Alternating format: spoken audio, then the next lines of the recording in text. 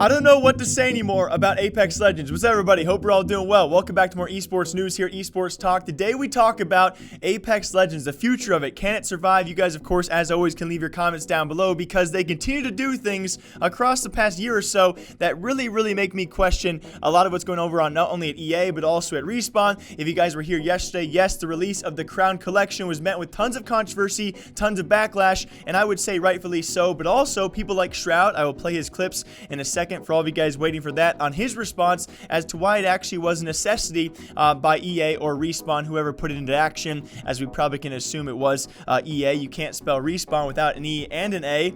I was told to put that joke in there, and I regret that. But this Crown Collection, guys, it's pretty much now a paywall form of loot crate or loot boxes. Now, we see a lot of games out there either going fully towards loot crates or going fully away from them to the item shop. We have seen now in the meta out there, Fortnite, of course, has pretty much nailed that item shop meta down. Of course, they also own Psyonix, who owns Rocket League, and they also announced recently around these times in the past month or few weeks that Rocket League would too also go to the item shop method. Now, it seems that EA, Respawn, Apex Legends is doubling down on the loot crate system with this Crown Collection, and with that being said, though, making it so you actually have to buy these packs or at least invest your real life money into the game in order to unlock and receive permission to buy other items, and I think that's where the issue does lie. The Crown Collection does consist of 24 pieces, which estimates do range anywhere from $100 to $150 you'd have to spend to actually unlock all of those pieces. The worst part being, in order to actually unlock the heirloom axe, actually receive permission from the game to buy the axe, you have to first unlock all the first 24 pieces,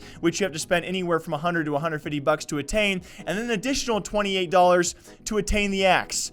That's very scummy in my eyes, maybe not you guys, but it's super weird to see a system in a game now where if you want to unlock and actually have permission to buy an item, you must first actually unlock and buy, because this time around, unlike their last legendary hunt, you can't unlock things just by in-game progress. You have to pretty much buy them. There is no legitimate way to play out the game and earn all 24 items. You must pretty much pay a pretty hefty sum to actually unlock them all, and then pay additional money for an axe. And I think Shroud gives a pretty unique circumstance on this. In these short clips, he actually kind of debates on both sides of things. First of all, it is a necessity. EA has to make money. I understand that, but there is certainly an issue when it comes down to this, where you have to pay such a hefty sum of money to unlock crates of items you don't necessarily guarantee to get, and you're looking for these heirloom sets or these heirloom pieces to actually unlock all of them so you can then buy another item. So here's Shroud's 2 cents on this subject, which is very controversial. I'm not gonna lie. While I do think you should be able to choose your skin, I do enjoy this system still to this day. Okay, they give you 2 crates. What first 2 crates did I open? I opened 2 legendaries, right? Okay, and if you and your homies, you know, you get your 2 first crates, and you could be like, hey, what'd you get in your crates, man? Oh, I got this. I got this. Oh, I got this, though. What's up, son? You know, that's kind of cool, but I'm still with you guys. I think you should be able to pick. You know, they should just give you, like, here's your currency.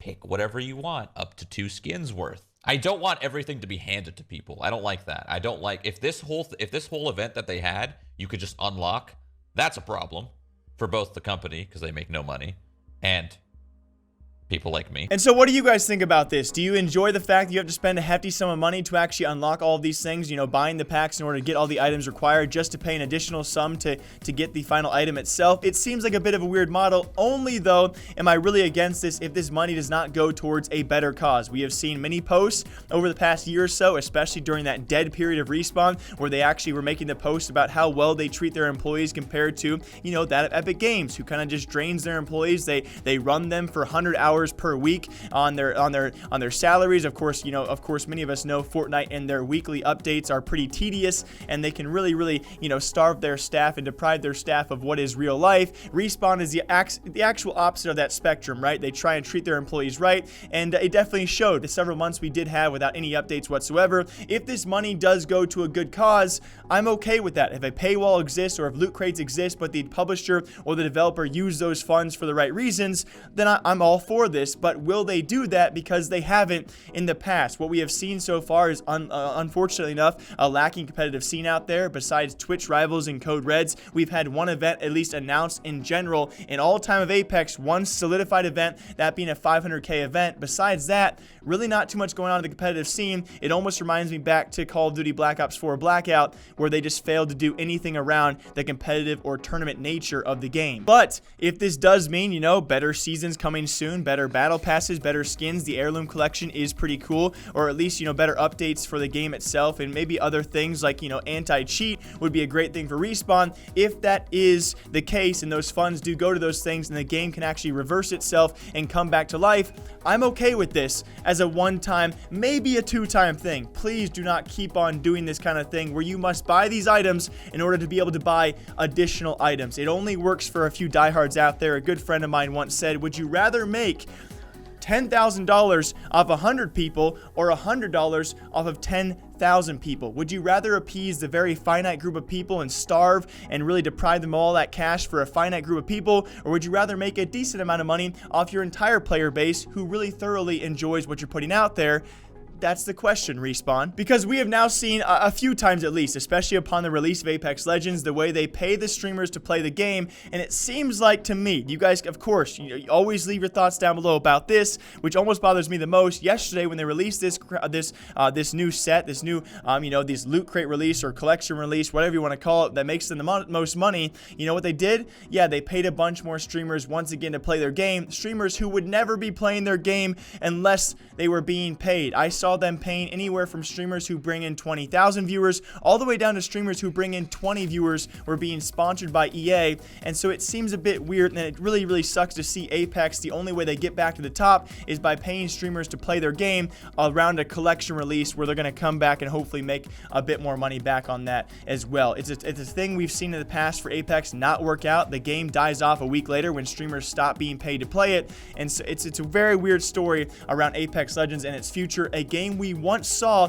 as the Fortnite killer is now seemingly still killing itself. As always, my name is Jake. I hope you guys all enjoy breaking down esports and gaming news here all day long. Until next time, guys, drink coffee. I'll see you soon.